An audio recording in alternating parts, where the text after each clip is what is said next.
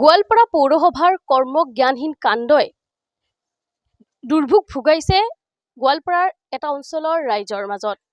হয়, গোৱালপাৰা পৌৰসভাৰ যি অবিজ্ঞানসন্মত কামৰ বাবে এতিয়া পণবন্দী হ'বলগীয়া হৈছে গোৱালপাৰাৰ চহৰৰ যি উদয় নগৰৰ ৰাইজে।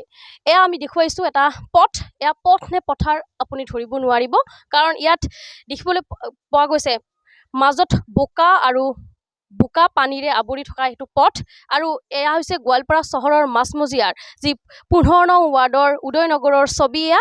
আৰু এই উদয়নগৰৰ ৰাইজ এতিয়া পণবন্দী হ'বলগীয়া হৈছে গোৱালপাৰা পৌৰসভাৰ বাবে, কিয়নো এসপ্তাহ পূৰ্বে ইয়াত পৌৰসভাৰ লোক আহি ইয়াত যিহেতু কাষে কাষে যি মাটি খান্দি থৈ গৈছিল, আৰু সেই মাটি খান্দি যেনেকৈ তেওঁলোকে খান্দি থৈ গৈছে তেনেদৰেই পৰি আছে, আৰু বোকা পানীৰে ভৰি এই পথটো একদম অচলা অৱস্থা হৈ যোৱা পৰিলক্ষিত হৈছে। আৰু তাৰ ফলত এই উদয়নগৰৰ ৰাইজ যেতিয়া পণবন্দী হ'বলগীয়া হৈছে, তেওঁলোকে ঘৰৰ পৰা ওলাব পৰা নাই।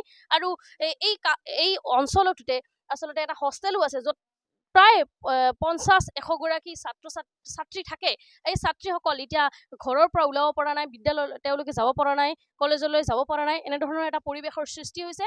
ৰাইজ আছে বহু অসুবিধাৰ সন্মুখীন হৈছে, তেওঁলোকে কথা পাতিব যত্ন কৰিম। যিহেতু আপোনালোকৰ পথটো একদম পথ নে পথাৰ ধৰিব নোৱাৰি, দুৰ্গম হৈ পৰিছে। কিহৰ কাৰণে পৌৰসভাৰ মানুহ আহিছিল ইয়াতে? প্ৰথম হ'ল এই পথছোৱা পৌৰসভাক আমি বহুবাৰ কাকতি মিনতি কৰিছিলোঁ লিখিতভাৱে আৰু মৌখিকভাৱে, যে পথছোৱা আমাৰ বাৰিষাৰ কালত আমাৰ খোজ কৰা বহু অসুবিধা, সেইকাৰণে আমাক নিৰ্মাণ কৰি দিব লাগে। তেওঁলোকে বাৰে প্ৰতি আমি আবেদন নিবেদন কৰাৰ ফলতো তেওঁলোকে ক'লে যে আমাৰ কোনো ধৰণৰ তেনেকুৱা আঁচনি নাই, আমাৰ কোনো ধৰণৰ ফাণ্ড নাই, গতিকে কৰিব নোৱাৰোঁ। উপায়বিহীন হৈ আমি প্ৰত্যেক বছৰে বাৰিষাত যিহেতু ভুগি থাকোঁ, দুৰ্ভোগ ভুগোঁ, এইবাৰ আমি অকণমান কি কৰিলোঁ, যেন মোৰ ঘৰৰ সন্মুখত মাটিখিনি মই অকণমান মাটি পেলাই যাতায়াতৰ সুচল ব্যৱস্থা কৰি ল'লোঁ। এইটো ঘৰৰ মানুহে এইখিনি কৰি ল'লে, এনেকৈ প্ৰত্যেকে নিজৰ ঘৰৰ সন্মুখত মাটি অকণমান পেলাই যাতে আমি বাৰিষা কালটো চলা ফুৰা কৰিব পাৰোঁ, এই ব্যৱস্থা কৰি লৈছিলোঁ। কিন্তু কিছু লোকে উচতনি দি পৌৰসভাক ক'লে যে তেওঁলোকে ঘৰৰ সন্মুখত মাটি পেলোৱাই লৈছে, তাৰ ফলত আমাৰ মানে ৰাস্তাৰ পানীটো অহাত অসুবিধা হয়। কিন্তু ড্ৰেইন আপোনালোকে দেখিবলৈ পায়, আপোনাৰ কেমেৰা পাৰ্চনক যদি দেখুৱাই, আমাৰ যথেষ্ট ধুনীয়া সুন্দৰ ড্ৰেইন আছে, ৰাস্তাৰ দুয়োকাষে ড্ৰেইন আছে, আৰু ড্ৰেইনেৰে যাব আৰু যাতায়াতৰ ব্যৱস্থা কৰিব ৰাস্তাৰ মাজেৰে। আমি গাড়ী ঘোঁৰা হওক, মানুহ দুনুহ হওক, যাতায়াত ৰাস্তাৰ মাজেৰে কৰিব। কিন্তু তেওঁলোকে অবিজ্ঞানসন্মত আৰু কাৰিকৰী জ্ঞানহীন কাম কৰি তেওঁলোকে কোনো জোখ মাখ নকৰাকৈ তেওঁলোকে JCB পঠিয়াই দিলে, আৰু তেওঁলোকে পূৰ্বৰ কোনো জাননী নিদিয়াকৈ, যে কাৰণ ইফালে বহুতো ৰোগীয়া লোক আছে, শিশু আছে, ছাত্ৰ ছাত্ৰী আছে, তেওঁলোকে জাননী দিব লাগিছিলে যে আমি ৰাস্তাটো খান্দিম, আপোনালোকৰ যদি তেনেধৰণৰ কিবা ৰোগীয়া লোক আছে বা যান বাহন আছে, আপোনালোকে বাহিৰত উলিয়াই লওক। সকলো যান বাহন ভিতৰতে থাকিলে মানুহক কাকো জাননী নিদিয়াকৈ খান্দি দিলে। খান্দি দিয়াৰ ফলত এজাক বৰষুণৰ ফলত গোটেই বোকাময় হৈ গ'ল। এতিয়া আমি আজিলৈকে যান বাহনবিলাকো ঘৰৰ ভিতৰত আবদ্ধ হৈ আছে, আমি যাতায়াত কৰিব পৰা নাই, শিশু স্কুললৈ যাবলৈ পৰা নাই, বৃদ্ধ লোকে সদায় চুগাৰ পেচেণ্ট টেষ্ট কৰিবলৈ যাব পৰা নাই, কিছুমান ডায়েলিচিছ পেচেণ্ট আছে, যাব পৰা নাই। এনেধৰণে আমি দুৰ্ভোগ ভুগি ঘৰত থাকিব। কোনো ধৰণৰ ঠিক কৰা নাই, তেওঁলোকে বৰঞ্চ কেইগাড়ীমান মাটি ইয়াৰ পৰা লৈ হৈ গৈছে, আৰু আপোনালোকে দেখিবলৈ পাব দুয়োকাষে মাটিখিনি উঠাই পেলাই থৈ গৈছে, আৰু খান্দি দিয়াৰ ফলত বোকা সৃষ্টি হৈ গৈছে। আৰু এই বোকা এজাক বৰষুণতে মাজত পানী জমা হৈ গৈছে, ফলত আমি এতিয়া খোজকাঢ়িবলৈ উপায়বিহীন হৈ আমি বস্তাৰে অকণমান মাটি দি যাতে যাতায়াত কৰিব পাৰোঁ, এনেকৈ কাষেৰে আমি চিমেণ্টৰ বস্তাত নিজাববীয়াকৈ অকণমান মাটি দি অহা যোৱাৰ ব্যৱস্থা কৰি লৈছোঁ। আৰু লোক আছে কথা পাতিবলৈ, এগৰাকী মহিলা আছে। বাইদেউ, আপোনাৰ ওচৰত আহিছোঁ। আপোনালোকৰ ইয়াত যিহেতু বহু ষ্টুডেণ্ট আছে, লগতে আপোনালোকৰো ঘৰৰ পৰা ওলাওঁতে এতিয়া অসুবিধা হৈছে, চহৰৰ মাজমজিয়াত এনেধৰণৰ যি পৰিৱেশ এটা হয়, অসুবিধা হৈছে। অসুবিধাটো দেখিছে আপোনালোকে কিমান অসুবিধা হৈছে চবৰে। দুঘৰমান মানুহৰ ঘৰত পানী উঠাৰ কাৰণে তাহাঁতৰ অসুবিধাটো দূৰ কৰিবলৈ গৈ আমাৰ এনেকৈ গোটেই ৰাস্তাটো এনেকুৱা ধৰণৰ কৰি পেলাইছে। ৰাইজৰ অসুবিধা কৰিছে এনেকৈ, আৰু নিজাববীয়াকৈ আমি নিজৰ খৰচত বনাই লোৱা ৰাস্তা এনেকৈ খান্দি থৈ গৈছে। তেওঁলোকে আমাক ব্যৱস্থা কৰি দিয়ক, আমাৰ ৰাস্তা এনেকৈ ঠিক কৰি দিয়ক, পকী কৰি দিয়ক, মানুহে খোজকাঢ়িব পৰা সুবিধা কৰি দিয়ক। আৰু কি ক'ম মই।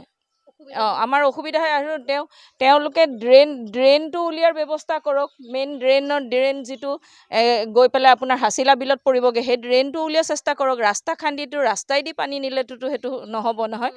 এতিয়া আগতে আমাৰ ৰাস্তা যেতিয়া ওখ কৰি লোৱা হৈছিল তেতিয়াই 1 কঁকালমান পানী হৈছিল। এতিয়াতোতো আৰু তেনেকৈ পানী হ'বলৈ হ'লেতো বুকুলৈকে আমি মানুহ কেনেকৈ ওলাই যাম সিমান পানী হ'লে ৰাস্তা যদি ড্ৰেইন হেৰি কৰে, মানে ৰাস্তাটোক ড্ৰেইন বনাইছে। কেইঘৰমান মানুহৰ মানে অভিজাত্য মানুহৰ ঘৰত পানী সোমোৱাৰ বাবে এই ৰাস্তাটো খান্দা হৈছে। নিজৰ গাৰ বলত জোৰ কৰি পেলাই খান্দিছে। আপোনাৰ ড্ৰেইন আছে আৰু আমি ড্ৰেইন আৰু ওখও কৰি লৈছোঁ। নিজে ড্ৰেইনো বনাই লৈছে ৰাইজে। আমাৰ এইখিনি ৰাইজে বনাই লৈছে এইফালৰ গোটেই ড্ৰেইনখিনি। আপোনাৰ ড্ৰেইন এইফালেও এটা ব্যৱস্থা আছে, ড্ৰেইনৰ সেইফালেও আছে। আপোনাৰ এইফালেও খুলি দিব পাৰে, এইফালেও খুলি ড্ৰেইনটো আমাৰ যোনফালে নিয়ে আমাৰ আপত্তি নাই। 2 চাইডে ড্ৰেইনটো ডাঙৰ কৰি ড্ৰেইনটো ঠিক কৰক, ৰাস্তাটো এনেকুৱা কৰাতকৈ। হয়, কি ক'ব খুৰা? নহয়, কথা হ'ল যে তেওঁলোকে খান্দিছে, পানী কাৰ ঘৰত উঠিছে 2-3 ঘৰ মানুহৰ কাৰণে। আমি গোটেইবিলাক মানুহ এতিয়া চাফাৰ কৰি আছোঁ আৰু তেওঁলোকে কোনো বৈজ্ঞানিক হেৰি লোৱা নাই, লেবেলিং কৰা নাই। চাওকচোন কেনেকুৱা মানে কিমান অখৰা মখৰা কৰি থৈ গৈছে। আৰু এই অখৰা মখৰা কৰাৰ ফলত আমি এতিয়া বাহিৰত ওলাবই পৰা নাই। এই ছাত্ৰীবিলাকৰ দুৰৱস্থা, তেওঁলোকে মানে চেণ্ডেল হাতত কৰি লৈ যাব লাগে। এতিয়া উপায় নাপাই আমি আৰু নিজা মানে খৰচ কৰি এতিয়া সেই বস্তাবিলাক মানে প্লেচ কৰি আছোঁ যাতে আমি অহা যোৱা কৰিব পাৰোঁ। আৰু গাড়ী মানে চব মানে বন্ধ আমাৰ, বুজিছে। বাইক গাড়ী যিমান মানুহ অহা যোৱা কৰে, বা এই যে আজি মানে দেওবাৰ হয়তোকে গাৰ্জেনবিলাকো আহিছে, মানে ছাত্ৰীবিলাকৰো মানে একেবাৰে দুৰৱস্থা। তেওঁলোকেতো কোনো বস্তু আনিব পৰা নাই, চব মানে বাহিৰত থৈ আহিছে। এই কষ্টৰ আমাৰ কোনো মানে সীমা নাই। এতিয়া খাদ্য বস্তু অনা অসুবিধা হৈছে। বস্তাবিলাক মাথাত ওপৰত আনি মানে লেবাৰী নাই গাড়ী নাহে, একো নহয়। এওঁলোকৰ খাদ্য লাগে, খাদ্যবিলাক যে যোগান দিওঁতে সেই তাতে থৈ আহি তাৰপাছত বেলেগৰ আমি বিচাৰিছোঁ ৰাস্তাটো মানে ধুনীয়া মানে সমান কৰি দি ৰিপেয়াৰ কৰি দিয়ক। আৰু এই যে কিছুমান ঠাইত মানে বেছিকৈ খান্দি দিছে। আৰু তেওঁলোকে লেভেল ইতিমধ্যে আমাৰ এটা ৰেজিষ্টাৰ্ড ফাৰ্মৰ পৰা আমি লেভেলিংটো পঠাই দিছিলোঁ যে ক'ত কিমান ইঞ্চি কাটিব। যিহেতু পকাৰ সমান হ'ব লাগে বুলি সিহঁতে দাবী কৰিছে, পকাৰ সমান কৰা নাই, তাতকৈ বেছি খান্দি থৈ গৈছে। সেইকাৰণে আমাৰ মানে দুখ যে তেওঁলোকে খান্দক, আমি খান্দাত বাধা দিয়া নাই, আমি এটা শব্দও কোৱা নাই। তেওঁলোকে যেনেকৈ খান্দক, যিহেতু মিউনিচিপালিটিয়ে খান্দক। কিন্তু তাৰ পাছত আমি মানে এটা আবেদনো দিছোঁ পৌৰপতিক বোলে, আপোনালোকে যিখিনি খান্দিছে 25 মিটাৰ খন্দাৰ পাছতে আমি আবেদন কৰিছিলোঁ যে আপোনালোকে এইখিনি আমাক চলা ফিৰাৰ এটা মানে যাতায়াতৰ এটা ব্যৱস্থা কৰি দিয়ক। কিন্তু কোনো ধৰণৰ কানাহাৰ আজিলৈকে ঠিক কৰি দিয়ক ৰাস্তাটো, কেনেকৈ যাতে আমি খোজকাঢ়িব পাৰোঁ। এতিয়া GSB দিয়ে নে কি দিয়ে সেইটো পৌৰসভাৰ কথা। তেওঁলোকে আমাক অতি সোনকালে ৰিপেয়াৰিং কৰি নিদিলেতো আমি এতিয়া মানে আমি মৃত্যু পৰাই অৱস্থা হৈ গৈছোঁ। হয়, নিশ্চয়কৈ ক'ব লাগিব। আমি গোৱালপাৰাৰ যে উদয়পুৰৰ এয়া পৰিৱেশ দেখুৱাইছোঁ। এনেদৰে যিহেতু পৌৰসভাৰ মাটি খন্দাৰ পিছত এনেদৰে পৰিৱেশৰ সৃষ্টি হৈছে, গোটেই পথটো পথাৰত পৰিণত হৈছে আৰু ৰাইজৰ বহু অসুবিধাৰ সন্মুখীন হৈছে। ৰাইজৰ এটাই দাবী, অতি সোনকালে যেন পৌৰসভাই এই ৰাস্তাটো ঠিক কৰি দিয়ে, তেওঁলোকৰ যে চলা ফুৰাৰ বাবে সুবিধা কৰি দিয়ে, সেয়াই এই ৰাইজৰ বৰ্তমান দাবী।